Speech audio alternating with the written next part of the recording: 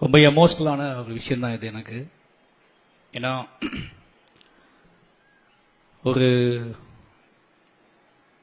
30 வருஷத்துக்கு முன்னாடி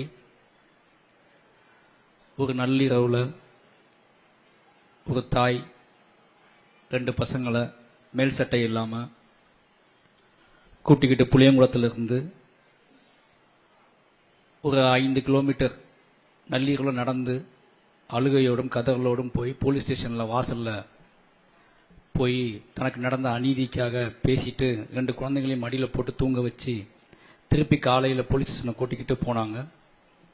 2 குழந்தைங்க அந்த தாய்கிட்ட என்ன நடக்குன்னு தெரியாமல் விடிய விடிய குசுக்கடியில் அரை நிர்வாணத்தோட அந்த தாயின் மடியில் படுத்து கிடந்தாங்க. அந்த 2 சிறுவர்களுக்கும் அன்று பெரிய கண்ணீர் இருந்தது. என்ன நடக்குன்னே அவங்க இந்த 2 சிறுவர்களாலையும் புரிஞ்சுக்க முடியல. பின்பு காலங்கள் ஓடிச்சு, அந்த கண்ணீருக்கு விடையே தெரியல. வயசு ஏற ஏற வலியும் அதிகமாகிக்கிட்டே போச்சு. நிறைய மூர்க்கங்கள் தோணுச்சு. வாழ்வதற்கான அல்லது வாழ்வை நோக்கி நகர்வதற்கான நிறைய விஷயங்களை யோசிக்க ஆரம்பித்தாங்க. அதில் காத்திரமான முடிவுகளும் இருந்துச்சு. ஒரு கடத்தில் 2 பேரும் சேர்ந்து ஒரு காத்திரமான முடிவை எடுத்து ஒருத்தன் அந்த ஊர்லேயே தங்கினான், ஒருத்தன் கிளம்பி போயிட்டான் சென்னைக்கு. திருப்பி 30 வருஷம் கழிச்சு இன்னைக்கு அந்த விழாவை நடத்தக்கூடிய, இன்னைக்கு திருநெல்வேலியில் புத்தக விழாவை நடத்தக்கூடிய இடத்துல அந்த சிறுவன் ஒருத்தர் இருக்கான். அந்த விழாவில் விருந்தினராக வந்து பேசக்கூடிய அளவில் ஒரு சிறுவன் இருக்கான். இந்த 2 சிறுவர்களுக்கும் அவங்க தாய்க்கு கொடுத்த மிகப்பெரிய பெருமையாக இந்த புத்தக திருவிழாவையும் இந்த மேடையும் நான் பார்க்குறேன். அதனால் இந்த திருவிழா அப்படிங்கிறது எனக்கு ஒரு உணர்ச்சி மயமிக்க ஒரு மேடை தான். ஏன்னா நான் மிகப்பெரிய வேலைப்பழுவில் இருந்தேன். நான் வரலன்னு சொன்னேன். எங்கள் அண்ணன் வந்து மாரி ராஜா அவர் வந்து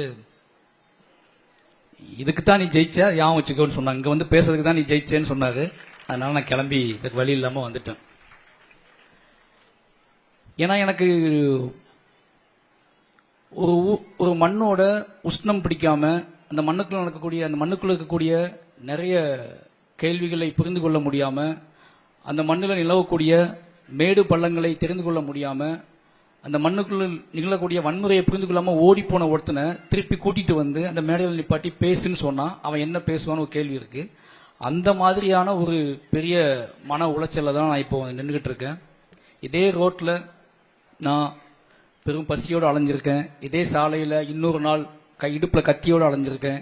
இதே சாலையில் இன்னொரு நாள் கை நிறைய கற்களை பெருக்கி கொண்டு அலைஞ்சிருக்கேன். இதே சாலையில் 4 பேரை திரட்டிக்கிட்டு போயிருக்கேன். இப்படியா இந்த சாலையில் ஒரு மிருக மாதிரி அலைஞ்சிக்கிட்டு இருந்த ஒருத்தன் இன்னைக்கு வந்து ஒரு புத்தக திருவிழாவுக்குள்ள ஒரு எழுத்தாளர்களோட உட்கார்ந்து மேடையில் உட்கார்ந்து இவ்வளோ பேரை திரட்டி வந்து ஒரு வாக்கு மூலமா பதிவு பண்ற இடத்துக்கு என்னை கூட்டி நிப்பாட்டிருக்கு அப்படின்னா என்னோட வாசிப்பு தான் முக்கியமான காரணம். நண்பர்களே, என்னை பற்றியான, என்னோட வெற்றி பற்றியான, என்னோட சினிமா பற்றியான, என்னோட ஆர்ட் பற்றியான, என்னோட கலை பற்றியான நிறைய விவாதங்கள் இருக்கு. அதில் முக்கியமான 2 விவாதங்கள் எடுத்துக்குவேன், கவனிப்பேன். ஒன்று, நீ சாதி வெறியை தூண்டி விடுற, இது ஒரு விவாதம். இந்த விவாதத்தை நான் பயங்கரமா ஆக்ரோஷமா மைண்ட்ல ஏற்றிக்கிட்டே இருப்பேன். இன்னொரு விவாதம், மாரி செல்வராஜ் எங்களோட வழிகளை, எங்களோட வேதனைகளை, சாமானிய மனுஷங்களோட வாழ்வின் இயக்கங்களை, கதறல்களை அவன் படமாக்கிக்கிட்டு இருக்காரு அப்படின்னு ஒரு விவாதம். இந்த 2 தரப்பு விவாதம் போய்கிட்டே இருக்கும். எல்லாம் யோசிச்சு பார்த்தீங்கன்னா நான் 2வது சொன்னதை விட முதல்ல சொன்னதை தான் ரொம்ப சீரியஸாக எடுத்துகிட்டே இருப்பேன். ஏன்னா நான் நேசிக்கக்கூடியவங்களை விட ஒரு யாரை வென்றெடுக்க வேண்டும் அப்படிங்கிறத ரொம்ப காத்திரமா யோசிச்சுக்கிட்டே இருப்பேன். அதுல வந்து என்னை எதிர்க்கக்கூடிய அல்லது நான் வேண்டாம், இவன் இந்த மாரி செல்வராஜோட சினிமாவே வேண்டாம் சொல்லக்கூடிய மனிதர்களை ரொம்ப ஆக்ரோஷமா கவனிச்சுக்கிட்டு இருப்பேன். அவங்க வார்த்தைக்குள்ள இருக்கக்கூடிய நுண்ணுணர்வுகளை, அவங்க வார்த்தைக்குள்ள இருக்கக்கூடிய எல்லா விஷயத்தையும் ரொம்ப கவனமாவே வாசிப்பேன். நான் என்னோட வீட்டில் என்னோட மனைவிகள், என்னோட ஃப்ரெண்ட்ஸ், நண்பர்கள் எல்லாரும் என் மனைவி சொல்லுவாங்க, என் ஃப்ரெண்ட்ஸ் சொல்லுவாங்க, என்னோட இயக்குனர் சொல்லுவாரு, நீ போய் கமெண்ட்டை வாசிக்காத, உன்னோட கலை ஆத்மார்த்தமானது, உன்னோட கலை நியாயமானது, உன்னோட எழுத்து நிலையானதுன்னு சொல்லுவாங்க. ஆனா ஒவ்வொரு விஷயத்தையும் என்னை பற்றி எங்கேயாவது பதிவு பண்ணாங்கன்னா நான் போய் அதை போய் பார்ப்பேன். ஏன்னா எந்த அடிப்படையில், எந்த புள்ளியிலிருந்து அவர்கள் என்னை வெறுக்கிறார்கள், அல்லது என்னை எதிர்க்கிறார்கள், அல்லது என்னை வேண்டாம் என்று சொல்கிறார்கள் அப்படிங்கிறத தெரிஞ்சுக்கொள்ள ஆசைப்பட்டுக்கிட்டே இருப்பேன். அது இந்த ஒவ்வொரு படைப்பிலையும் மாறி வந்துகிட்டே இருக்கும். ஏன் அப்படின்னா, எல்லா மனிதர்களோடும் சேர்ந்து வாழக்கூடிய நம்ம வாழக்கூடிய உலகம், நம் வாழக்கூடிய உலகத்தின் அற்புதத்தை புரிந்து கொள்வதற்கு, நாம் நிறைய மனிதர்களை புரிந்து கொள்வதற்கு, நிறைய மனிதர்களோடு வாழ்வதற்கு நமக்கு நிச்சயமாக ஒரு புரிந்துணர்வு தேவைப்படுகிறது. அதை எப்படி சாதாரணமாக பண்ணிட முடியாது.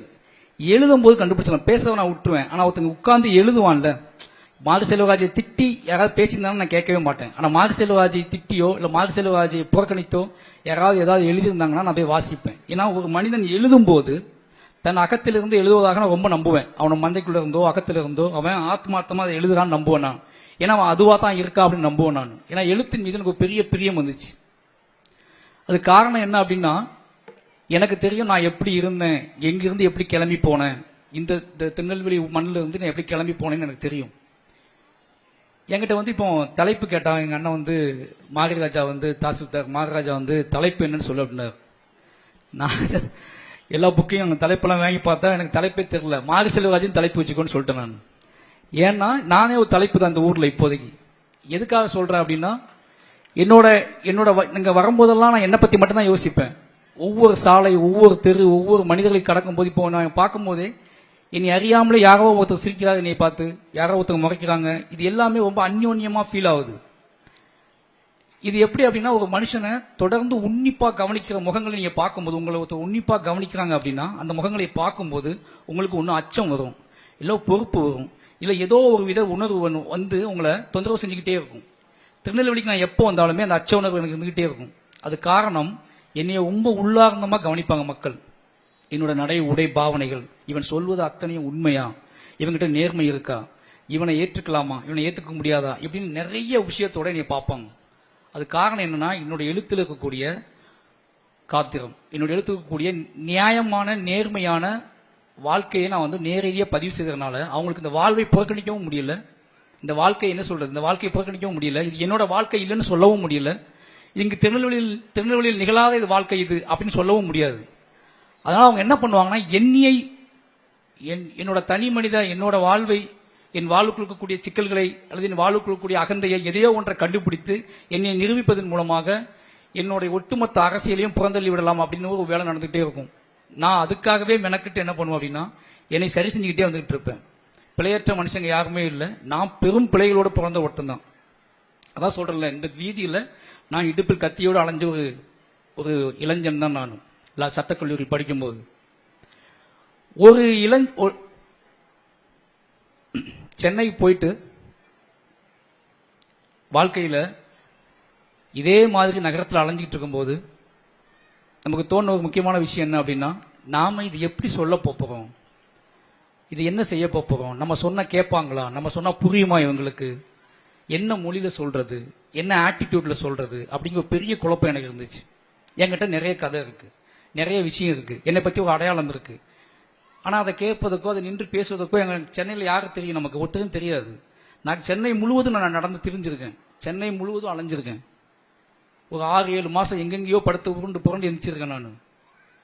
ஆனா ஒன்னே ஒண்ணு, யார்கிட்ட யாராவது பேசினாங்கன்னா என்கிட்ட ஒன்னே ஒண்ணு இருந்துச்சு, அந்த ஊரு இன்னாரு, இந்த வேலை, எனக்கு ஒரு வேலை கொடுங்க, எனக்கு ஒரு வேலை கொடுங்க, நான் ஆபீஸ்ல வேலை செய்யறேன், இதைத்தான் சொல்ல முடிஞ்ச ஒழிஞ்சு இதை தாண்டி என்னை பற்றி அவங்களுக்குள்ள ஒரு ஆணித்தரமான ஒரு நம்பகத்தன்மையை உருவாக்குவதற்கோ, இல்ல எனக்கு உதவுவதற்கோ, இல்ல என்னை புரிந்து கொள்வதற்கோ, இல்ல என் கைகளை பற்றி கொள்வதற்கோ அவங்களுக்கு எதையுமே என்னால சொல்ல முடியல. அப்பதான் எனக்கு புரிஞ்சிச்சு, என்கிட்ட மொழியே இல்ல. ஒரு கட்டத்துக்கு மேல என்கிட்ட சொல்ல திருப்பி மாரி செல்வராஜ், லா காலேஜ் படிச்சிருக்கேன், இந்த ஊரு இன்னாரு, இங்க இருந்து வந்திருக்கேன், ஓடி வந்துட்டேன், வீட்டுல பிரச்சனை, ஊர்ல பிரச்சனை, திரும்பி போக முடியாது, இதையே தான் நான் திருப்பி மனிதர்கள்ட்ட சொல்லிட்டே இருந்தேன். எல்லாருமே இது, ஏன்னா இது நிறைய பேர் சொல்லியிருக்காங்க. நகரம் முழுவதும், மனிதர்கள் முழுவதும் தனக்கு ஒரு விசிட்டிங் கார்டு மாதிரி போட்டுக்கிட்டு எல்லாரும் சொல்லிக்கிட்டே இருக்காங்க. ஆனா இதை தாண்டி மனிதர்கள் நம்மளை எடுத்துக்கொள்வதற்கு, யாருன்னே தெரியாத ஒரு மனுஷன் நம்மளை எடுத்துக்கொள்வதற்கு, நம் கைகளை இருக பற்றிக் கொள்வதற்கு, இல்லை என்னோடு வா என்று சொல்வதற்கு, இல்லை என்னோடு தங்கு என்று சொல்வதற்கு, இல்லை உன்னை நீ பேசு என்று சொல்வதற்கு, இன்னும் பேசு என்று சொல்வதற்கு இன்னும் ஏதோ ஒன்று தேவைப்படுது. அந்த மொழியை அது என்கிட்ட இல்லை அப்படிங்கிற என்னால் புரிஞ்சுக்க முடிஞ்சு. என்கிட்ட வேற ஒண்ணுமே இல்லை. ஏன்னா நான் இவ்வளவு பேசுறேன், நீங்க கேட்க மாட்டீங்க, அதுக்கப்புறம் கேட்க மாட்டீங்க, சாப்பிட்டேன்னு கேட்கறீங்க, அதை தாண்டி ஒன்று கேட்க மாட்டீங்களான்னு ஒரு கேள்வி எனக்கு இருக்கு. ஏன்னா சாப்பாடு எனக்கு பிரச்சனையாவே இல்லை, நான் பசியை தாங்கிக் கொள்ள தயாராக இருந்தேன் சென்னையில். அதுக்கப்புறம் என்கிட்ட ஒன்று கேட்பாங்கன்னு எதிர்பார்த்தேன் நான். ஆனால் அதை யாருமே கேட்கல. அப்பதான் எனக்கு புரிஞ்சிச்சு. எனக்கு ராம் சார் அப்படின்னு ஒருத்தர் வர்றார், ராம்னு ஒருத்தர் வர்றார். அவர் பேசுறாரு என்கிட்ட. ஒரு இலக்கியம் படித்த ஒரு சந்திக்கிறேன். முதல்ல புத்தகங்களை வாசிச்சு புத்தகங்களுக்குள்ளாகவே வாழ்ந்துட்டு இருக்க ஒருத்தரை என் வாழ்க்கையில் நான் சந்திக்கிறேன். அவர் தான் முதல்ல என்கிட்ட கேட்கிறாரு, திருநெல்வேலியிலிருந்து ஏன் ஓடி வந்தேன்னு கேட்கிறார். கேள்வி ஏன் ஓடி வந்தேன்னு கேட்க பரவாயில்ல, முதல்ல உன்னை பத்தி சொல்லு அப்படிங்கிறார். உன் ஊர் எப்படி இருக்குன்னு சொல்லு அப்படிங்கிறார். என் ஊர் எப்படி இருக்கும்? என் ஊர் ஆத்துக்கு பக்கத்தில் இருக்கு. என் ஊர் நீங்க சொல்லுவீங்கல்ல ஆதிச்சநல்லூர்னு ஒரு ஊர், ஆதிச்சநல்லூர் தொல்பொருள் நாகரிகம் சொல்லுவீங்கல்ல, அதுக்கு பக்கத்தில் இருக்கு.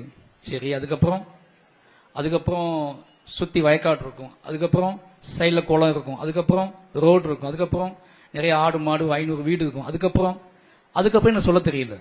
இதெல்லாம் நான் கண்ணில் கண்டது. உன் ஊரை பற்றி, உன் ஊர் பிடிக்கலன்னு கிளம்பி வந்திருக்க. நீ பிறந்து 20 கிட்டத்தட்ட ஒரு 25 வருஷம் உங்க அம்மாவோட மடியில படுத்து கிடந்து உருண்டு உன்னோட நண்பர்கள், சொந்தங்கள், தோழிகள், காதலிகள், ஆடு மாடு இதெல்லாம் விட்டுட்டு வந்திருக்க அப்படின்னா உன் ஊரின் மீது உனக்கு இன்னொரு விஷயம் இருக்கு, அதை சொல்லு அப்படின்னு கேட்டார். உன் ஊரை பற்றி உனக்குள்ள ஒரு வெறுப்போ ஒரு காதலோ ஏதோ ஒரு விஷயம் நீ ஒளிச்சு வச்சுக்கிட்டு இருக்க. உன் ஊரை பத்தி, உன்னோட நிலத்தை பத்தி, உன் மனிதர்களை பற்றி உனக்குள்ள இன்னொரு விஷயம் இருக்கு, அதை பத்தி பேசு அப்படின்னாரு. அப்போ அந்த இரவை நான் பயன்படுத்தி கொண்டேன். அந்த இரவுல நான் பேச ஆரம்பிச்சேன்.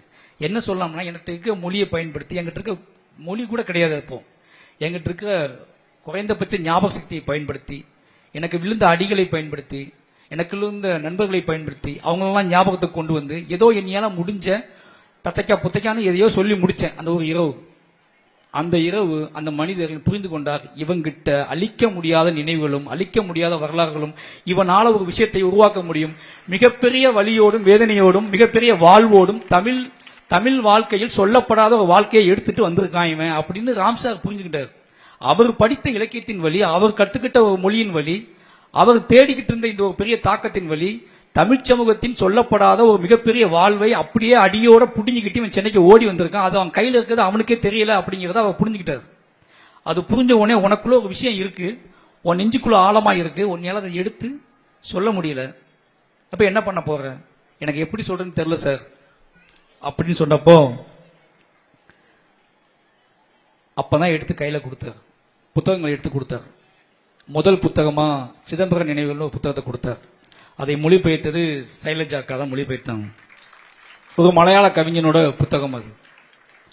ஒரு மலையாள கவிஞன், மலையாள படமே பார்த்தது கிடையாது, ஒரு மலையாள கவிஞன் பாலச்சந்திரன் சொல்லிக்காடுன்னு சொல்லி, அவர் முகம் தெரியாது. ஒரு மலையாள கவிஞனோட வாழ்க்கையை நாம் எப்படி புரிந்து கொள்ள முடியும்னு எனக்கு பெரிய அந்த புத்தகத்தை வாங்கும் போது ஒரு பெரிய இதெல்லாம் கிடையாது. ஏதோ புக்கு கொடுக்காரு, தமிழ்ல எழுதியிருக்கு. தமிழ்ல இந்த புத்தகம் எழுதியிருப்பதை தாண்டி அந்த புத்தகத்தை வாங்குவதற்கான எந்த சுவாரஸ்யமும் எந்த ஒரு எனக்கு இதுவோ வரல. இதை படிச்சு முடிச்சிரு அப்படின்னாரு. உனக்கு பிடிக்குதோ பிடிக்கலையோ இந்த புத்தகத்தை படிச்சு முடி அப்படின்னாரு.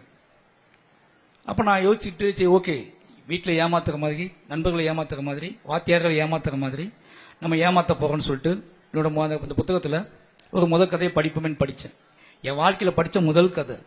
அந்த கதையை படிச்சு அந்த கதையை வாசிக்கும் போதே எனக்கு தெரிஞ்சிருச்சு, எனக்குள்ள இருக்கக்கூடிய ஆர்ட் ஃபார்ம் என் கண்களின் வழியாக எனக்கு கண்ணீர் வந்துச்சு. கண்ணீர் வந்து அடுத்த செகண்ட் நான் ஏன் அழுதேன்னு யோசிக்க ஆரம்பிச்சேன்.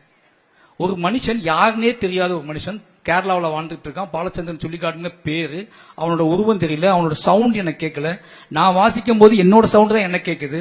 அப்ப என்னோட சவுண்டையே அந்த எழுத்துல இருந்து எப்படி வந்துச்சு? ஏன் நான் வாசிக்கிறது இன்னொருத்தரோட வாழ்க்கை வரலாறு, அந்த வாழ்க்கை வரலாறு எனக்கு எப்படி ஏன் சவுண்டு கேட்டுச்சு, எனக்கு எப்படி என்னோட பிள்ளை, எனக்கு எப்படி நான் பண்ண ஒரு துரோகம் கண்ணுக்கு தெரிஞ்சு, எனக்கு எப்படி நான் விட்டுட்டு வந்த ஒரு மனுஷன் கண்ணுக்கு தெரிஞ்சான், எனக்கு எப்படி எனக்கு நடந்த ஒரு அநீதி கண்ணுக்கு தெரிஞ்சு அப்படின்னு சொல்லி வந்த ஒரு பெரிய வியப்பு இருக்குல்ல, அதுதான் என்னை ஒரே நாள்ல அடிச்சு காலி பண்ணி இலக்கியத்தின் பக்கம் திருப்புது என்னைய. அதுக்கப்புறம் பேய் மாதிரி படிக்க ஆரம்பிச்சேன். எனக்கு தெரியும், நீ படி, உலகத்தில் எங்கேயாவது சொல்லுவாங்களா, ஒருத்த உனக்கு வேலையே கிடையாது, உனக்கு புத்தகம் வாசிக்கிறது மட்டும்தான் வேலை, போ மதுரையில் சாம்ராஜ்னு ஒருத்தர் இருக்காரு, அவர் வீட்டில் தங்கணும், 3 நேரம் சாப்பாடு போடுவாரு, அந்த வீட்டுக்குள்ள புக்கு நிறைய இருக்கும், அந்த புக்குகளை வாசிக்க ஆரம்பி, எவ்வளவு வாசிக்கிறியோ அதை வாசிச்சு முடிச்சுட்டு என் கூட திருப்பி ஒரு இரவு உன்னையால பேச முடியும்னு தோணுச்சுன்னா, உன்னையால திருப்பி உன் வாழ்க்கையை சொல்ல முடியும்னு தோணுச்சுன்னா, அன்னைக்கு மதுரையிலேருந்து கிளம்பி வான்னு சொல்லி என்னை மதுரைக்கு அனுப்பி வச்சார். இது என்னடா கொடுமையா போச்சு, சினிமாவுக்கு போகணும் சென்னைக்கு போன திருப்பி மதுரைக்கு அனுப்பி வைக்கிறாங்களேன்னு சொல்லி மதுரைக்கு வந்தேன். மதுரைக்கு வந்து ஒரு 6 மாசம் முழுக்க முழுக்க புத்தகங்கள் மட்டும்தான். காலையில இந்த டாக்டர் எழுதி கொடுப்பாங்கல்ல, காலையில் ஒரு மாத்திரை மத்தியானம் மாத்திரை, காலையில் ஒரு சிறுகதை படிக்க வேண்டும், மதியம் கவிதை படிக்க வேண்டும், இரவில் நாவல் படிக்க வேண்டும் எழுதி கொடுத்துட்டாங்க. அதுக்கப்புறம் அந்த 6 மாசமும் வாசிப்பு மட்டுமே என்னோட வாழ்க்கையா இருந்துச்சு. டெய்லி வாசிச்சுட்டு எங்க இயக்குனரோட பேச ஆரம்பிப்பேன். வாழ்க்கையில கொஞ்சம் கொஞ்சமா எனக்குள்ள இருக்கக்கூடிய விஷயங்கள் வெளிப்பட ஆரம்பிக்குது. நான் யாராவது பேச கிடைக்க மாட்டாங்கன்னு ஏங்குறாம ஓடி ஒளிஞ்சு எலி மாதிரி, ஒரு நரகத்துல எலி மாதிரி ஓடி ஒளிஞ்சிட்டு இருந்த ஒருத்தன், இப்போ நான் என்னோட எதிரில் மனுஷங்க தென்பட மாட்டாங்களா, அவங்ககிட்ட இந்த கதையை பத்தி பேசிட மாட்டோமா, அவங்ககிட்ட கவிதையை பத்தி சிலாகிச்சிட மாட்டோமா, அவங்ககிட்ட ஒரு நாவலோட உலகத்தை படிச்சுட்டு இதை நான் படிச்சேன், இப்படி ஒரு மனுஷன் இருந்தான், இப்படி ஒரு மனுஷன் வந்தா அப்படின்னு எதாவது ஒன்று பேசிட மாட்டோமான்னு ஏங்கி தவிக்க ஆரம்பிச்சேன். அப்போ சாம்ராஜ் அண்ணன் வந்து அவரோட ஒரு காலேஜ் வச்சிருந்தார், கேட்டரிங் காலேஜ். அங்க நிறைய பசங்க தங்கி இருப்பாங்க. அந்த பசங்கிட்ட போய் நான் வந்து ஒவ்வொரு கவிதையா ஒவ்வொரு கதையா சொல்ல ஆரம்பிச்சேன். என்னோட கதையை, என்னோட எழுத்தை, என்னோட வாழ்க்கையை, என்னோட வாசிப்பை, என்னோட சவுண்டை கண்டுபிடிச்சேன். நான் ஒரு கதை சொல்லும் போது என்னோட சவுண்ட் எப்படி இருக்கு, என்னோட உடல் மொழி எப்படி இருக்கு, என்னோட முகபாவனை எப்படி இருக்குன்னு அந்த பசங்கிட்ட திருப்பி திருப்பி போய் பேச ஆரம்பிச்சேன். அப்போ நான் முடிவு பண்ணேன் டைரக்டர் கிளம்பி போகணும்னு சொல்லிட்டு. அப்போ ராம்சார்ட்ட கிளம்பி போனதுக்கு அப்போ நான் அவர்கிட்ட சொல்ல ஆரம்பிச்சேன். சொல்லி கதை சொல்லு அப்படின்னாரு. அப்போ நான் அவர்கிட்ட முத சொன்ன கதை தான் வாழை. இப்போ உன் லைஃப்ல நடந்த ஒரு கதையை சொல்லு அப்படின்னாரு. நான் எழுதல, ஒன்றும் செய்யல. ஒரு கிட்டத்தட்ட ஒரு 150 புத்தகங்களை மட்டும் வாசிச்சிருப்பேன். ஒரு 150 புத்தகங்களை வாசிச்சுட்டு இப்போ உனக்கு நடந்த மிகப்பெரிய துயரத்தை சொல்லு பார்ப்போம் அப்படின்னாரு என்கிட்ட. அப்போ நான் வந்து அவர்கிட்ட சொல்ல ஆரம்பிச்சேன்.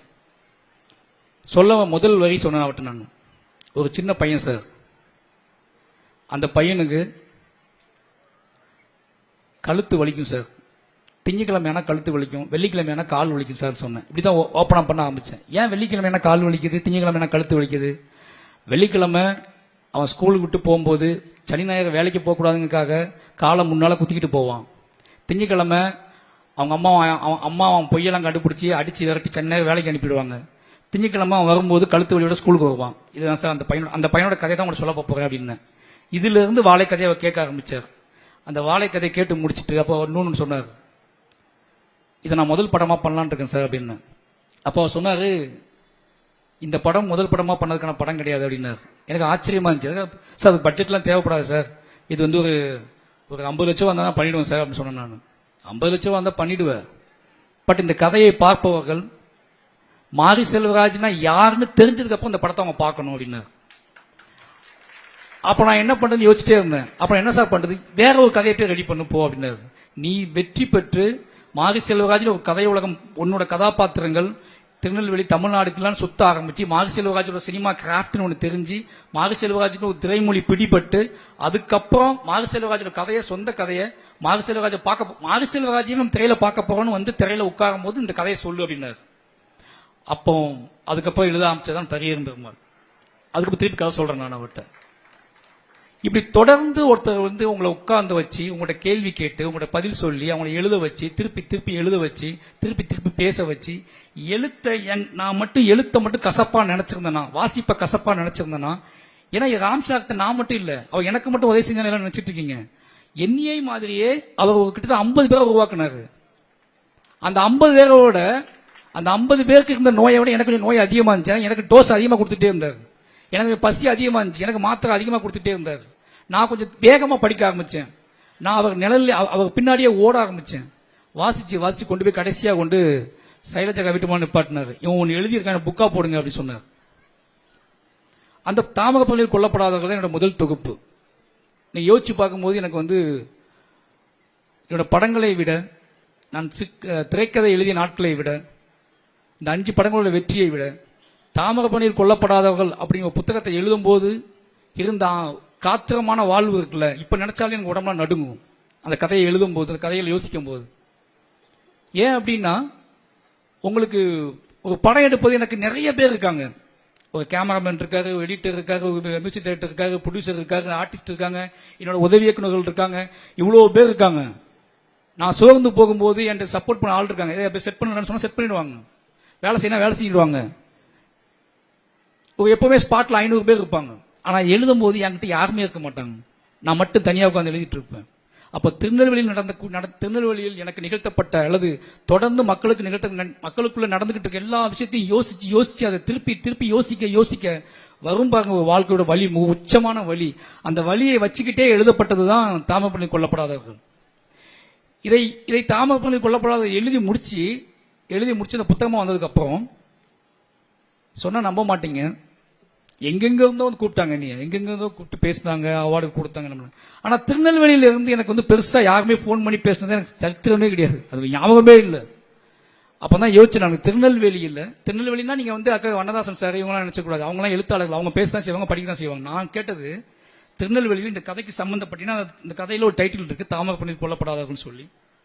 இந்த கதைக்கு சம்பந்தப்பட்ட மனிதர்கள் அந்த வாழ்க்கை அந்த நாள்ல நான் சந்திச்சது வந்து கிட்டத்தட்ட அந்த பாலத்துல நடந்த நிகழ்வுல அவ்வளோ பேர் கூடுனாங்க.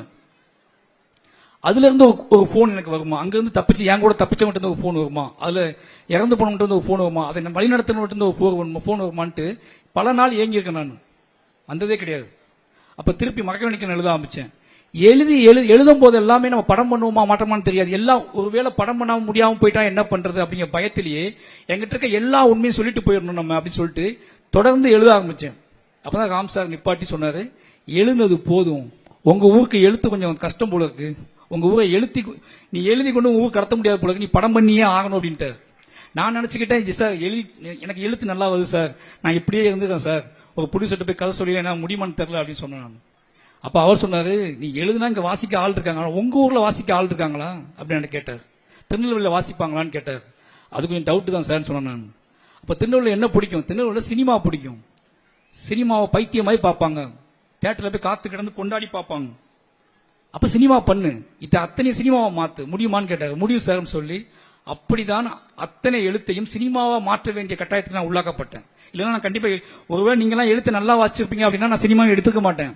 அப்ப ஏன்னா எங்க அண்ணனே வாசிக்கல, ஓகேங்களா, எங்க வீட்லயே வாசிக்கல, எங்க அப்பா அம்மாவே வாசிக்கல, என் சொந்தக்காரங்க என்ன சொல்றது மாமா மச்சான் இருக்காங்களா அவங்களே வாசிக்கல. ஏதோ புக்கு வீட்டுல இருக்கும், புக்கை பார்த்துட்டு அவங்க போல போயிடுவாங்க, முன்னட்டை பார்ப்பாங்க, என் புகைப்படத்தை பார்ப்பாங்க, அதுக்குள்ள ஏதாவது இருந்து பார்ப்பாங்க, அவ்வளவுதான். அவன் முழுசா வாசிச்சாங்கன்னு கேட்டா இல்ல.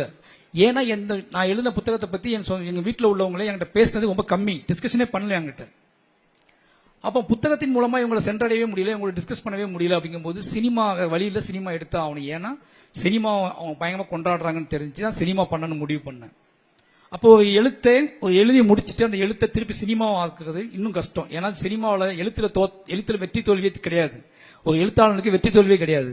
அவன் எழுதி முடிச்சிட்டான்னா அந்த எழுத்து நிலையானது, அது அப்படியே இருக்கும். ஆனா சினிமாவில் அப்படி கிடையாது.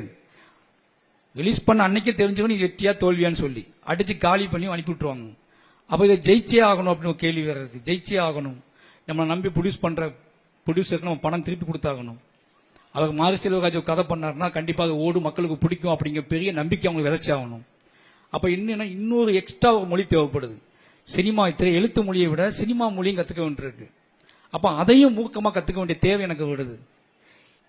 என்கிட்ட ஒருவேளை இவ்வளவு உண்மை, இவ்வளவு கதை, இவ்வளவு மனிதர்கள் இல்லை அப்படின்னா நான் இவ்வளவு காத்திரமா சினிமாவை கத்துருப்பேன்னு எனக்கு தெரியல, இவ்வளவு காத்திரமா எழுத்து கத்துப்பான்னு தெரியல.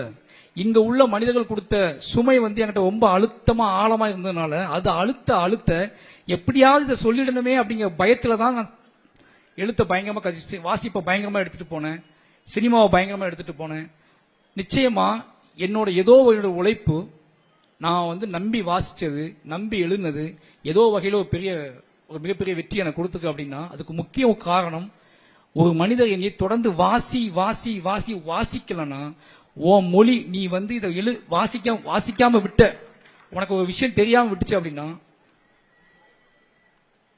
உன் ஊர், உன் எழுத்து, உன் சினிமா, உன் திருநெல்வேலியை தாண்டி ஒரு மிகப்பெரிய உலகம் இருக்கு. அந்த உலகத்தை நீ அந்த உலகத்துக்கு நீ போவேன்னு எனக்கு தெரியாது, நீ ரஷ்யாவுக்கு போவேன்னு தெரியாது, நீ வந்து ஜப்பான் போவேன்னு எனக்கு தெரியாது.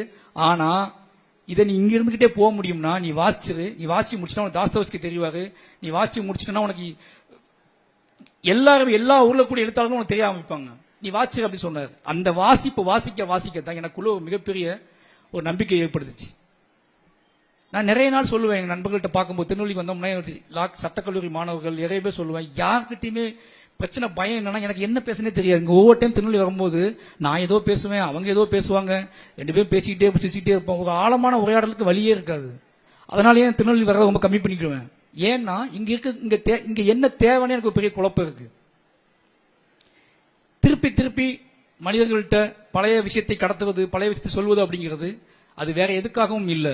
நாம் வாழக்கூடிய தலைமுறையை நம்மளோட அப்பாக்கள் எப்படி வாழ்ந்தாங்க, நம்மளோட அம்மாக்கள் எப்படி வாழ்ந்தாங்க, தாத்தாக்கள் எப்படி வாழ்ந்தாங்க, நம்மளோட வழித்தடம் என்னவாயிருக்கு, அந்த வழித்தடத்துக்குள்ள கூடிய முட்கள் என்னவா இருந்துச்சு, அந்த முட்களை போட்டது யாரு, அந்த முட்களை எடுப்பது யாரு, இவ்வளவு விஷயத்தை நீங்க புரிஞ்சுக்கணும் அப்படின்னா, இதையெல்லாம் தாண்டி நாம புரிஞ்சுக்கணும் அப்படின்னா வாசிப்பு ரொம்ப முக்கியம். நீங்க உங்களை புரிஞ்சிக்காம இன்னொரு மனுஷனோட உரையாட முடியாது. நேற்று கூட தோழர்கள் வந்திருந்தாங்க, என்ன பேசிட்டு இருந்தாங்க. அப்ப நான் சொன்னேன்,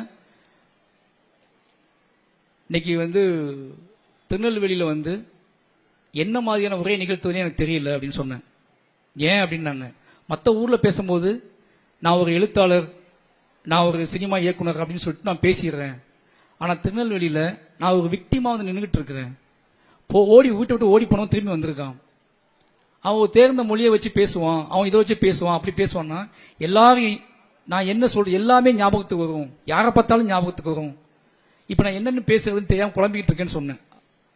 அப்போ அவன் சொன்னாரு, நண்பர் சொன்னாரு என்கிட்ட, ஏங்க எப்படி பார்த்தாலும் தப்பிச்சு வீட்டுக்கு ஓடி போன திரும்பி வந்துட்டேன்னா எப்படி கேட்பாங்களா, அப்ப எதையாவது ஒன்று சொல்லுவீங்கல்ல, அது மாதிரி எதையாவது சொல்லி விட்டுருங்க அப்படின்னு சொல்லிட்டு தான் என்னை கூட்டிட்டு வந்தாங்க. நான் இப்ப அப்படிதான் பேசிட்டு இருக்கேன். ஏன்னா அவ்வளோ எமோஷனலா இருக்கிறேன். இங்க நடக்கக்கூடிய நிகழ்வுகள் ஒவ்வொன்றுமே, இங்க சந்திக்கக்கூடிய மனிதர்கள் பேசுவது, இல்ல இங்கிருந்து வரக்கூடிய செய்திகள், இங்க என்ன தேவை, எதுவுமே ஒரு சரியான பிளாட்ஃபார்ம்லயே ஒரு சரியான அலைவரிசையிலேயே இல்லை. ஏன்னா என்ன சொன்னாலும் ஒரு பெரிய மாற்றம் நடக்குமா அப்படின்னு கேட்டா, ஒரு பெரிய விஷயம் நடக்குமா அப்படின்னு கேட்டா, என்ன உரையாடல் நிகழ்கிறதுன்னு கேட்டா, எல்லாத்திலுமே ஒரு தவிப்பும் ஏக்கமும் கொஸ்டின் ஆன்சர் மட்டும் தான் திருநெல்வேலியில் இருக்கிறதா நான் நம்புறேன். ஏன்னா என்ன உரையாடல் நிகழ்த்தினாலுமே ஒரு எமோஷனல் நோக்கி தான் போயிட்டு இருக்குது. அது காரணம், ஒரே ஒரு காரணம் என்ன அப்படின்னா, நாம இன்னும் நம்மளை கடப்பதற்கான, நம்மளை கடந்து அடுத்த கூட உரையாடுவதற்கான ஒரு விஷயத்தை நமக்குள்ள இல்லவே இல்லைன்னு தோணுது எனக்கு. வெளிப்படையா நண்பர்கள்ட்ட வெளிப்படையா பேசக்கூடிய தன்மை நம்மகிட்ட கம்மியாகிட்டே வருது. எதை சொன்னாலும் தாழ்வு மனப்பான்மையில சொல்றான், எதை சொன்னாலும் அவனுக்குள்ள ஒரு விஷயம் இருக்கு, அதை நிப்பாட்டுறா, அதை சொல்லாடா அப்படின்னு காரணம் என்ன அப்படின்னா, இன்னொருத்தரோட உரையாடுறதுக்கே தயாரா இங்க இல்லை யாருமே. இன்னொருத்தர் உரையாடுறதுக்கு நீங்க நினைச்சிட்டு இருக்கீங்க, உங்க குழந்தைகள்கிட்ட நான் நீங்க எல்லா குழந்தைகளும் எல்லா அப்பாக்களுமே குழந்தைகள்கிட்ட நல்லதான் சொல்லிக் கொடுப்பாங்க. நீ போய் பேசாத, நீ அங்க பேசாத, இங்க பேசாத அப்படின்னு. நம்ம ஊர்ல விசித்திரமான வாழ்க்கையை வாழ்ந்துட்டு இருக்கோம். நம்ம நீங்க எவ்வளவு கண்ட்ரோல் பண்ணாலும் உங்க பையன் ஒரு கட்டத்துக்கு மேல அவன் நடமாட ஆரம்பிச்சிருவான். நம்ம ஊர்ல வெளியே நடமாடும் போது அவனுக்கு கிடைக்கிற அனுபவங்கள், பக்குவங்கள், எதுவும் எல்லாமே அவனை சரிசுதான்னு கேட்டா இல்ல, எல்லாமே அவனை திருப்பி இந்த சமூகம் என்னவா இருந்துச்சோ அதுக்குள்ளேயே திருப்பி அவனை உள்ள வச்சுக்கிட்டே இருக்கு. அதனால அவனால ஒரு காலம் வெளிப்படவே முடியாது. அவன் கூட உட்கார்ந்து நீங்க வாசிச்சாதான் அவன் உங்களை பார்க்க ஆரம்பிப்பான். நீங்க அவனை திருத்துறதோ அவனோட உரையாடுறதை தாண்டி நீங்க அவன் முன்னாடி என்ன மாதிரி வாழ்க்கையை வாழ்ந்துகிட்டு இருக்கீங்க அப்படிங்கிறது ரொம்ப ரொம்ப முக்கியம். அந்த வாழ்க்கைக்கு நீங்க தயாராகணும் அப்படிங்கிறது மிக முக்கியம் கோல். ஏன்னா நம்மளால எல்லாரையும் மாற்ற முடியுமான்னு கேட்டா மாற்ற முடியாது. சினிமா மாத்துமா, எழுத்து மாத்துமான்னு கிடையாது. ஆனா நமக்கு தெரியும் நம்ம தலைமுறையை நம்மளால மாற்ற முடியும்னு சொல்லி எனக்கு பெரிய என்ன சொல்றது, ஒரு பெரிய எமோஷனல் இருக்கு எனக்கு. திருநெல்வேலியில நான் படிக்கும் போது கிட்ட எத்தனை வருஷமோ இருந்தேன். நான் எங்கேயுமே ஒரு இலக்கிய வாசிப்புக்கோ எங்கேயோ ஒரு இலக்கிய கூட்டத்துக்கோ நான் போனதே கிடையாது. அப்படி ஒரு நண்பர்களை சந்திச்சதே கிடையாது. இவர் சிறுகதை எழுதுவாரு, இவர் கவிதை எழுதுவாரு அப்படின்னு உன்னை பார்த்ததே கிடையாது. எங்க போனாலும் படம் பார்க்க போலாம் வகையா, அங்க இது இங்க இது இப்படிதான் போயிருக்கும் ஒழிஞ்சு ஒரு லா காலேஜ் கிட்டத்தட்ட 23 வருஷம் நான் சென்னை திருநெல்வேலியில் இருந்திருக்கேன். 23 வருஷமா நான் திருநெல்வேலியில ஒரு இலக்கிய புத்தகத்தை தொட்டதே கிடையாது. ஆனா இப்போ நான் பேச வேண்டியதை விட இப்ப நான் உங்கள்கிட்ட சொல்ல வேண்டியது விஷயம் ஒண்ணுதான். திருநெல்வேலியில நிச்சயமா ஒரு மிகப்பெரிய இலக்கிய ஒரு என்ன சொல்றது, இலக்கியத்தை ரொம்ப ஆவேசமா எடுக்க வேண்டிய தேவை இருக்கு. நம்மகிட்ட திருநெல்வேலியில தான் ரொம்ப முக்கியமானதா இருக்கு. ஏன்னா ஏன் சொல்றேன் அப்படின்னா, நமக்கு இருக்கக்கூடிய இந்த முரண்பாடான வாழ்க்கையை, இந்த முரண்பாடான விஷயங்களை களைவதற்கு ஆர்ட் ஃபார்மை விட்டா வேற வழியே கிடையாது. நான் மறுபடியும் சொல்றேன், இயக்கங்களாவோ அரசியலாவோ நீ என்ன கட்டமைச்சாலும் நீ என்னைய குறை சொல்ற, நான் உன்னைய குறை சொல்றேன், இப்படியே போயிட்டு இருக்கு. தன்னிலை உணர்தலுக்கு நம்ம மக்களை திரட்ட வேண்டிய தேவை இருக்கு. இங்க ஒவ்வொரு மனுஷனும் அவங்க என்ன ஜாதியா இருந்தாலும் சரி, என்ன மதமா இருந்தாலும் சரி, அவன் தன்னிலை உணர்ந்தாலும் நடக்கக்கூடிய மாற்றம் மட்டும்தான் இங்க திருநெல்வேலி நடக்கக்கூடிய மிக முக்கியமான மாற்றமா இருக்கும் நம்புறேன். அதனால இலக்கியத்துக்கு என்ன பண்ணும் அப்படின்னு நான் கேட்டது என்ன சொன்னா, நான் என்ன வேணா ரெடியா இருக்கேன். மாரி செல்வராஜ் இங்க இருந்து போன ஒரு டைரக்டர், ஒரு இயக்குனர், அவன் இந்த திருநெல்வேலிக்கு ஏதாவது செய்யணும்னு நினைச்சீங்கன்னா, செய்யணும்னு நீங்க ஆசைப்பட்டீங்கன்னா நான் செய்ய ரெடியா இருக்கேன். இலக்கியம் சம்பந்தமாக ஒரு சாதி சமய மதம் எல்லாத்தையும் கடந்து இங்கு ஒரு மன்றம் உருவாக்கப்பட்டா அது எல்லா இளைஞர்களும் என்ன மாதிரியான நிகழ்வுகளை முன்னெடுத்தாலும் மார்க் செல்வராஜ் அதை முதல் ஆளா முன்னெடுக்க ரெடியா இருக்கேன். ஏன்னு கேட்டா இப்ப நான் முன்னெடுத்துக்குவேன். நான் முன்னெடுத்தா எனக்கு ஒரு அடையாளம் இருக்கு. நான் இந்த மாதிரி பேசிக்கிட்டு இருக்கேன், சாதியை எதுக்குறேன், இல்ல சாதியை ஒரு சாதியோட என்ன சொல்றது, ஒரு சாதியோட சப்போர்ட்டா இருக்கேன்னு சொல்லிட்டு 1000 குற்றச்சாட்டு வைப்பாங்க. நான் சொல்றேன், நீங்க முன்னெடுங்க, அது யார் வேணாலும் முன்னெடுங்க. ஆனா குறைந்தபட்சம் நிச்சயமா நான் சொல்றேன், என்கிட்ட எந்த தீர்வுமே இல்லை. ஒவ்வொரு டைம் திருநெல்வேலிக்கு வரும்போது பத்திரிகையாளர்கள் கேட்கிற கேள்வி, திருநெல்வேலி இப்படி இருக்கு, திருநெல்வேலி அப்படி இருக்கேன்னு கேட்பாங்க.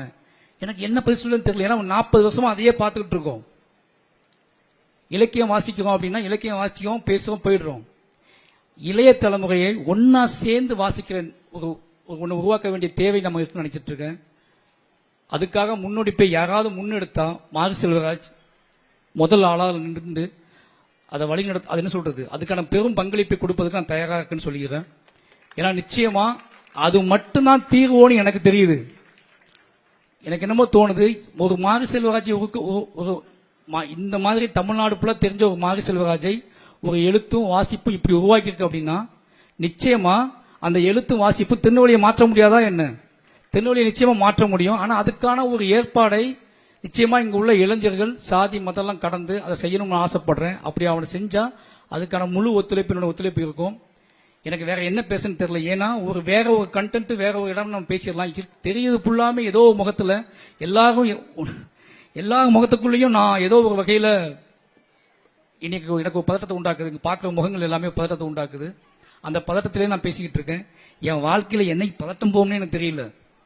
என்னோட உதவி இயக்குநர்கள் கேட்பாங்க, ஏன் சார் படம் ரிலீஸ் ஆனைக்கும் பதட்டமாக்கீங்க, ஏன் சென்சார் போனாலும் பதட்டமாக்கீங்க, ஏன் ஃபர்ஸ்ட் நாள் ஷூட்லயும் பதட்டமாக்கீங்க, ஏன் ஸ்கிரிப்ட் எழுதும் போதும் பதட்டமாக்கீங்கன்னு கேட்டா, எழுதும் போதே நான் யோசிப்பேன், நான் ஒன்று எழுதுறோம்னா யார்கிட்ட கேள்வி கேட்டு எழுதுறோமோ அந்த கேள்வி கேட்கக்கூடிய ஆட்களை நினைச்சு பதட்டப்படுறதோ நியாயம் இருக்குடா. நான் யாருக்காக கேள்வி கேட்கணும் அவனை நினைச்சு பதட்டப்பட வேண்டியிருக்குடா. ஏன்னா அவனே ஒரு என்ன சொல்றது, ஒரு மோசமான பார்வையில் இருந்துட்டு இருக்கான்டா. இங்க எதையுமே புரிய வைக்கிறதுன்னு ஒன்று இருக்குல்ல. ஒரு ஆர்ட் ஃபார்மோட பவர் அப்படிங்கிறது ரொம்ப முக்கியமானதுடா. அதை மிஸ் பண்ணக்கூடாது நம்ம. அல்லது எனக்கு பின்னாடி வர நான் ஒழுங்கா சொல்லாம போயிட்டேன் அப்படின்னா எனக்கு பின்னாடி வர குடுமையை பிடிச்சி நிப்பாட்டிடுவாங்கடா. எப்ப இதெல்லாம் போதும், நீ ஒழுங்கா கமர்ஷியல் படமே அப்படின்னு சொல்லிடுவாங்க.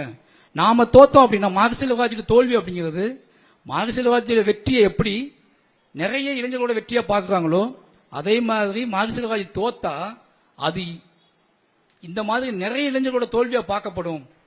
அதுக்கு பின்னாடி எவனாவது போய் இதுதான் கதைன்னு சொல்ல ஆரம்பிச்சாலே உச்சிக்குடிமையை பிடிச்சிடுவாங்க. பிடிச்சிட்டு எப்ப அதெல்லாம் தேவையில்லைன்றுவாங்க. அப்ப நமக்கு பெரும் பங்கு இருக்கு. நம்ம சொல்ற உண்மையை, நம்ம சொல்ற கதையை, நம்ம காட்டுற மனிதர்களை முழு நேர்மையோடு ஏற்றுக்கொண்டே ஆக வேண்டும் அப்படிங்கிறத காட்டணும். அப்ப அதுக்காகவே தொடர்ந்து வாசிக்கிறது, தொடர்ந்து எழுதுறது. ஏதாவது வகையில இவங்களை வென்றெடுத்துக்க மாட்டோமா, ஏதாவது வகையில இவங்க மீட்டெடுத்துக்க மாட்டோமா, ஏதாவது வகையில இவங்களுக்குள்ள தாக்கத்தை ஏற்படுத்திக்க மாட்டோமா, ஏதாவது ஒரு புள்ளியில மார்க் செல்வராஜ் சொல்றதும் கரெக்ட் தான் போல இருக்குன்னு ஒரு நாள் உணர்ந்துக்க மாட்டாங்களா அப்படின்னு சொல்லி நான் ஒவ்வொரு படத்துக்கும் நினைச்சுப்பேன். ஆனா பரியேறு பெருமாள் இருந்து பைசன் வரைக்கும் திருநெல்வேலி மக்கள் அதை நியாயமாக்கிக்கிட்டே வந்திருக்காங்க. ஏதோ ஒரு பாயிண்ட்ல என் பக்கம் நிற்கக்கூடிய மக்கள் அதிகமாகிட்டே வந்திருக்காங்க. என்னோட கைகளை பற்றிக் கொள்ளக்கூடிய மனிதர்களோட கைகள் அதிகமாகிட்டே வந்திருக்கு. அதுக்கு ஒரே ஒரு காரணம் எங்கிட்ட கூடிய எழுத்து தான், எங்கிட்ட கூட வாசிப்பு தான். ஏன்னா நீங்க எவ்வளவு காத்திரமான சொற்களின் மூலமாக என்னை பிறந்தல நினைச்சா கூட எங்கிட்ட கூடிய ஆர்ட் ஃபார்ம் என்னை ஆசுவாசப்படுத்தி அவங்க அப்படிதான் இருப்பாங்க, நீ பண்பட்டு இருக்க, அதை ஞாபகம் வச்சுக்கோ. அவங்க பயன்படுத்துற அதே வார்த்தையை நீ பயன்படுத்த முடியாது.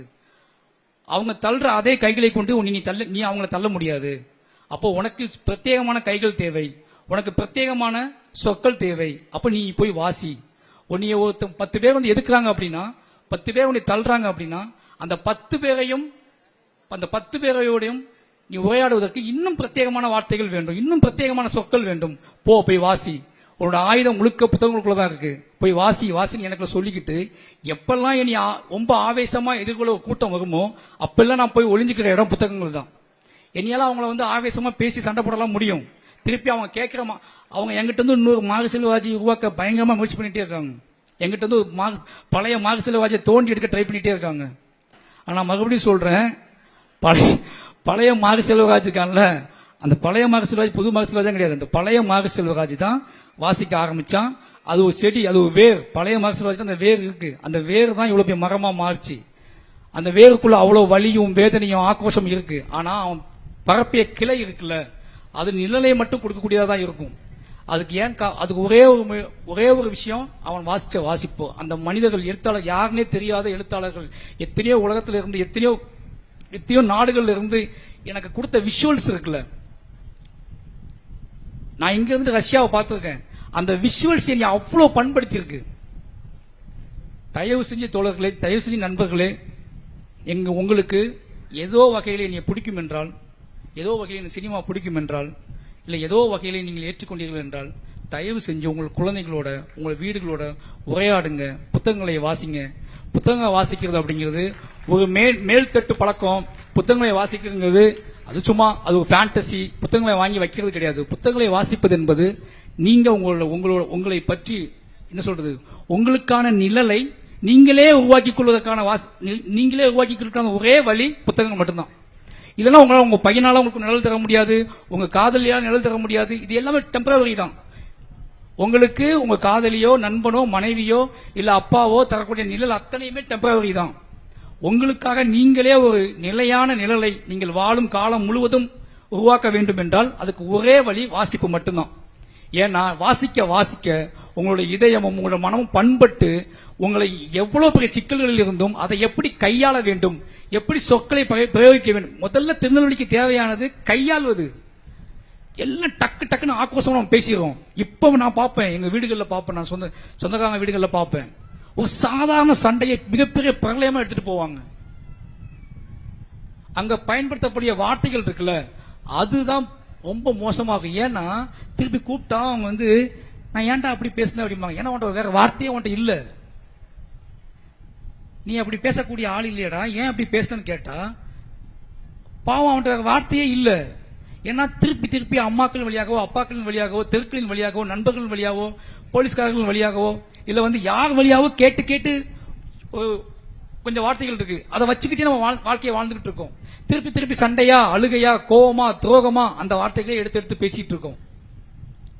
இன்னும் உள்ள போய் தமிழ் மொழியில இல்ல இலக்கியத்துல இல்ல நம்மளோட வாழ்க்கையில எவ்வளவோ வார்த்தைகள் இருக்கு. நம்ம இதயத்துக்குள்ளேயே வார்த்தைகள் நிறைய இருக்கு. மனசு ஒண்ணு யோசிக்குது, வாய் ஒண்ணு பேசுது. இதெல்லாம் சரி கட்டி உங்க வாழ்க்கையை நீங்கள் பண்படுத்தணும் அப்படின்னா அதுக்கு வாசிப்பு ரொம்ப ரொம்ப முக்கியமானது.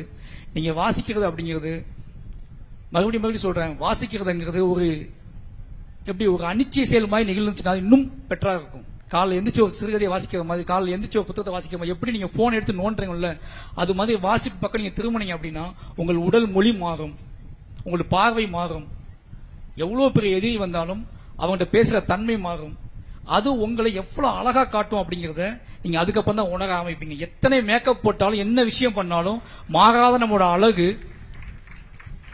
என் ஒய்ஃப் சொல்லுவாங்க, என்கிட்ட என்னோட சின்ன வயசு போட்டோலாம் பார்த்து சொல்லுவாங்க அடிக்கடி, இவ்வளவா இப்படியா நீ இருந்த அப்படின்னு கேட்பாங்க. அதுக்கப்புறம் கடத்துக்கு அப்புறம் நான் அழகா இருக்கேன்னு சொல்லி லவ் பண்ண ஆரம்பிச்சாங்க. நான் அவங்க லவ் பண்ண காலத்துல நான் வாசிக்கிட்டு இருந்தேன். அப்ப எடுத்த புகைப்படங்கள்ல என்கிட்ட ஒரு ஒளி தெரிஞ்சிருக்கும். எப்பவுமே என் முகத்துல ஒளி இருக்கும். அது வாசிச்சதுக்கு அப்புறம் வந்ததுதான். அதுக்கு முன்னாடி இருள் அடைஞ்சுதான் இருக்கும் என் முகம். நான் கருப்புங்க தாண்டி என் முகத்திலேயே ஒரு இருள் இருந்துச்சு. அது என்னன்னா வெளிப்படுத்த முடியாமை. என்கிட்ட இருக்க பெயினை வெளிப்படுத்த முடியல, ஆத்திரத்தை வெளிப்படுத்த முடியல, கோவத்தை வெளிப்படுத்த முடியல, ஆசைகளை வெளிப்படுத்த முடியல, ஏக்கத்தை வெளிப்படுத்த முடியல. ஒரு கட்டத்துக்கு அப்புறம் எனக்கு வெளிப்படுத்த தெரிஞ்சிச்சு. அந்த வெளிப்படுத்தும் ஆற்றலை கொடுத்தது வாசிப்பு. எனக்குள்ள ஒரு ஒளி உருவாக்குறது வாசிப்பு. அந்த ஒளி எனக்கு ஒரு தேவதையை கண்டுபிடிச்சு கொடுத்துச்சு. அதுதான் என்னோட மனைவி. அவ என்னை வேற பக்கம் கூட்டிட்டு போனான். 2 பேரும் பயணப்பட ஆரம்பிச்சோம். 2 பேரும் சரிக்கு சமமா பேச ஆரம்பிச்சோம். ஒருவேளை நான் வாசிக்காம ஒரு பொண்ணை காலிச்சுன்னு வச்சுக்கோங்களேன், இவ்வளவு பிரியமா இருந்துக்குமான்னு தெரியாது. ஏதோ வகையில நான் அவளை ஹர்ட் பண்ணிருப்பேன். இன்னைக்கும் மிகப்பெரிய எனக்கு இத்தனை காத்திரமான படங்கள் எடுக்கிறேன், இவ்வளவு வேலை செய்யறேன். ஆனா இன்னைக்கு என் மனைவி என்னை புரிந்து கொள்வதற்கும் நான் அவளை புரிந்து கொள்வது முக்கியமான காரணமாக இருப்பது 2 பேருக்குள்ள பயங்கர சண்டைலாம் நடந்திருக்கு. ஆனா 2 பேரும் பயன்படுத்துற வார்த்தைகள் இருக்குல்ல, அந்த கான்சியஸ் இருக்குல்ல, இந்த சொல்லை அவர்கிட்ட சொல்லும் போது நான் ஒரு மிகப்பெரிய என்னோட வருத்தத்தை பதிவு செய்யணும்னா அதுக்கு தேர்ந்த 4 வார்த்தைகள் எடுப்பேன். அந்த வார்த்தைகளை நான் வாட்ஸ்அப்ல அனுப்பிவிடுவேன். அந்த வார்த்தைகளுக்கு அங்கிருந்து ஒரு பதில் வரும். அதுலயே முடிஞ்சு போகும் அந்த சண்டை. ஏன் நான் என்ன உணர்ந்தேன் அப்படின்னா, நான் எங்கிட்ட ஃப்ரெண்ட்ஸ்கிட்ட சொல்லுவேன், டேய் சண்டை போடனா இந்த வார்த்தையை அனுப்பு. ஏன்னா வார்த்தைகள் ரொம்ப முக்கியம். இங்க அத்தனை மனிதர்களும் சொல்றேன், நம் உறவுகள் அத்தனையும் நம் பிரியத்துக்குரியவர்கள் அத்தனை பேருமே நம்மிடம் எதிர்பார்ப்பது, என்னிடம் என்ன மாதிரி உரையாடுகிறாய், என்னை என்ன மாதிரி நினைக்கிறாய், என்கிட்ட என்ன மாதிரி நீ பேசுவாய் அப்படிங்கிறது மட்டும் நம்ம எதிர்பார்க்கறாங்க. நம்ம நினைச்சுக்கிட்டு இருக்கோம் அது எதிர்பார்க்கறாங்க இது எதிர்பார்க்கறாங்க அப்படின்னு நினைச்சுக்கிட்டு இருக்கோம். அவங்க நமக்கென்று இவங்ககிட்ட பிரத்யேகமான வார்த்தைகள் இருக்கா, நமக்குன்னு இவன் பிரத்யேகமா யோசிக்கிறானா, நமக்குன்னு இவன் பிரத்யேகமா ஏதாவது எழுதுறானா, இப்படி மட்டும்தான் யோசிக்கிறாங்க. அதனால வாழ்க்கையை கொண்டாடுவதற்கு வாசிப்பை தவிர மிகச்சிறந்த விஷயம் எதுவுமே கிடையாது. நீங்க வாழ்க்கையை பயங்கரமா கொண்டாடணும்னு ஆசைப்பட்டீங்கன்னா வாசிப்புக்கு முன்னெடுங்க, வாசிப்பை நோக்கி நகருங்க. இது எப்படியமா இருக்கு இந்த நிகழ்வு ஒரு கரடி வித்தை காட்டுற மாதிரி இருக்கு எனக்கு. ஏன் அப்படின்னா எல்லாரும் என்னையே பாத்துக்கிட்டீங்க என்ன பண்ணே தெரியல, எவ்வளவு நேரம் தான் வித்தையை காட்டிக்கிட்டே இருக்கு, நான் யோசிச்சுக்கிட்டே இருக்கேன் என்னடா பேசுறது அப்படின்னு. ஏன்னா ஒரு கரடி வித்தை காட்டுறனோட கொடுமை அவனுக்கு தான் தெரியும். ஏன்னா வித்தை அந்த கரடி எவ்வளவு நேரம் வித்தை காட்டணும் அவனுக்கு தான் தெரியும். அது ஒரு டைம் இருக்கு, அதான் சொல்லியிருப்பான், அவன் ஆட்டி காட்டிட்டு இருப்பான். ஆனா உங்களுக்கு அந்த கரடி ஆட ஆட ஆட இன்னும் ஆடுமா ஆடுமான்னு யோசிச்சுட்டே இருப்பீங்க. ஒரு அளவுதான் அது ஆடும், அதுக்கப்புறம் பாய ஆரம்பிச்சு நம்ம மேல. அதனால சொல்றேன், ரொம்ப நேரம் பேச விரும்பல. மனசுக்குள்ள ஒரு கரடி ஆடுற மாதிரி ஒரு ஃபீல் வந்துருச்சு எனக்கு. ஒரு அண்ணனா, ஒரு தம்பியா, உங்களோட நண்பனா, இந்த ஊர்ல இந்த மண்ணுல அத்தனை வெறியோட, அத்தனை கோபத்தோட, ஆத்திரத்தோட, யார் மீது நம்பிக்கை இல்லாம, எந்த மனிதர்கள் மீது நம்பிக்கை இல்லாம, வெறுப்புணர்வோட, கோபத்தோட அலைஞ்சுக்கிட்டு இருந்த ஒருத்தன் தான் புத்தகங்களின் வழியாக மட்டும் வாசிச்சு இவ்வளவு தூரம் பயணப்பட்டு இத்தனை மனிதர்களை வென்றெடுத்து திருநெல்வேலிக்கு திருப்பி உங்க முன்னாடி பேசுறான்னு அதை மட்டும் வச்சுக்கோங்க. அவ்வளவுதான், வேற ஒண்ணுமே கிடையாது. இவ்வளவு நேரம் பேசினவங்களுக்கு விட்டுருங்க. ஒண்ணே அத்தனை பிள்ளைகளுக்கும் தகுதியானவன் மாறி செல்வாச்சு. அவ்வளவு வீட்டுக்கே அடங்காத, வீட்டுக்கே பிடிக்காத ஒரு பிள்ளை. அப்படியாப்பட்ட பிள்ளை இன்னைக்கு உங்க முன்னாடி இவ்வளவு பேர் முன்னாடி நின்று ஒரு பெரும் என்ன சொல்றது, ஒரு ஓப்பனா நான் பேசுறேன்னா அதுக்கான காரணம், பெரும் நம்பிக்கை கொடுத்ததுக்கான காரணம் வாசிப்பு தான். நான் என்கிட்ட ஒரு விஷயம் இருக்கு, நான் உண்மையை பேசுறேன், என் மனசுக்குள்ள பேசுறேன், என்கிட்ட ஒரு மொழி இருக்கு, நான் நம்புவேன்னு நினைச்சு அது கொடுக்கிற பிரத்யேகமான ஒரு தைரியம் தான் நான் பேசிக்கிட்டு இருக்கேன். நிச்சயமா சக மனிதரோட உரையாடுங்க. என்ன இதை மட்டும் அவாய்ட் பண்ணிட்டு பேசுங்க, அதை மட்டும் அவாய்ட் பண்ணிட்டு பேசுங்க, என்கிட்ட இதை மட்டும் பேசாதீங்க அப்படிலாம் ஒண்ணு கிடையவே கிடையாதுங்க. நான் இது அந்த மாதிரி விஷயங்கள் பேசினா என்கிட்ட பேசாதீங்க, எல்லா விஷயத்தையும் பேசுங்கன்னு சொல்றேன். இந்த மாதிரி விஷயத்தையும் என்கிட்ட பேசாதீங்க, இதை அவாய்ட் பண்ணிடுங்க, அதை அவாய்ட் பண்ணிடுங்க, தயவு செஞ்சு. இது ஒண்ணுதான் பெரிய டார்ச்சரா இருக்கு. எல்லா விஷயத்தையும் பேசக்கூடிய தைரியமும் தகுதியும் உங்களுக்கு வேணும். எல்லா விஷயத்தையும் பேசக்கூடிய தைரியமும் தகுதியும் கேட்பவருக்கும் வேண்டும். இந்த ரெண்டு பேருக்கும் சரிசமமா கிடைக்கணும்னா ரெண்டு பேருமே வாசிச்சே ஆக வேண்டும். அதனால வாசிப்புக்கு முன்னெடுங்க. இந்த புத்தக திருவிழாவில் ரொம்ப உங்களை விரும்பி கேட்டுக்கிறது என்ன அப்படின்னா, இவ்வளவு பேர் வந்திருக்கீங்க, நல்ல புத்தகங்களை வாங்கிட்டு போங்க. வருஷம் புத்தக திருவிழாவை இதே கூட்டம் இருக்கீங்களா, இப்ப இருக்கீங்கல்ல, என்னைய விட இந்த 10 நாளும் நான் ஒரு சினிமாக்காரன், நான் ஏதாவது பேசிட்டு போயிட உங்களுக்கு தெரிஞ்ச பையன். ஆனா ரொம்ப காத்திரமா, ரொம்ப ஆழமா பேசக்கூடிய எழுத்தாளர்கள் இந்த 10 நாளும் நிறைய பேர் இருக்காங்க. இதே மாதிரி நீங்க வாசிக்கீங்களோ இல்லையோ, இந்த 10 நாள் நீங்க தொடர்ந்து உட்கார்ந்து கேட்டு போனாலே போதும், உங்களை வாசிப்போட ருசி உங்களுக்கு தட்ட ஆரம்பிச்சிடும். நீங்க புத்தகத்தை வாங்கிட்டு போய் வாசிக்கணும் அவசியம் இல்ல. இந்த 10 நாள் இதே மாதிரி அமைதியா உட்கார்ந்து இங்க பேசக்கூடிய பெரும் ஆளுமைகளோட பேச்சை நீங்க கேட்டு அதை அப்ப இன்னொரு விஷயம், ஒருத்தர் பேசும்போது உங்களுக்குள்ள பேசிட்டு இருக்காதீங்க. இவர் உங்ககிட்ட தான் பேசிட்டு இருக்காரு. நம்ம யாராவது உங்ககிட்ட பேசிட்டு பேசுவோமா சொல்லுங்க? பேச மாட்டோம்ல. எனக்கு ரொம்ப முக்கியம், எல்லா இடத்துலயும் சொல்லுவேன், ஒருத்தவங்களோட பேச்சை நீங்க எப்ப உன்னிப்பா கவனிக்க ஆரம்பிக்கீங்களோ அப்போ உங்களுக்குள்ளேயே ஒரு விஷுவல் வர ஆரம்பிச்சிடும். அந்த விஷுவல் உங்களை தேட ஆரம்பிக்கும், உங்களை தேட சொல்லும். அந்த தேடுதல் உங்களை ஒரு திசையை நோக்கி நகர்த்தும்.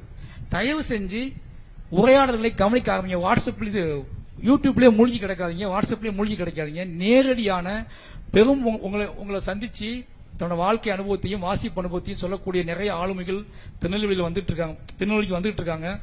அவங்கள பயன்படுத்திக்கோங்க. நல்ல குழந்தைகளை கூட்டி உட்கார்ந்து அவங்க பேசுறது அத்தனையும் கேளுங்க. நிச்சயமா வாழ்க்கையில் மிகப்பெரிய ஒளி கிடைக்கும். தயவு செஞ்சு வாசிப்புக்கு திரும்புங்கன்னு சொல்லி வாய்ப்புக்கு நன்றி கூறி விடைபெறுகிறேன். நன்றி, வணக்கம்.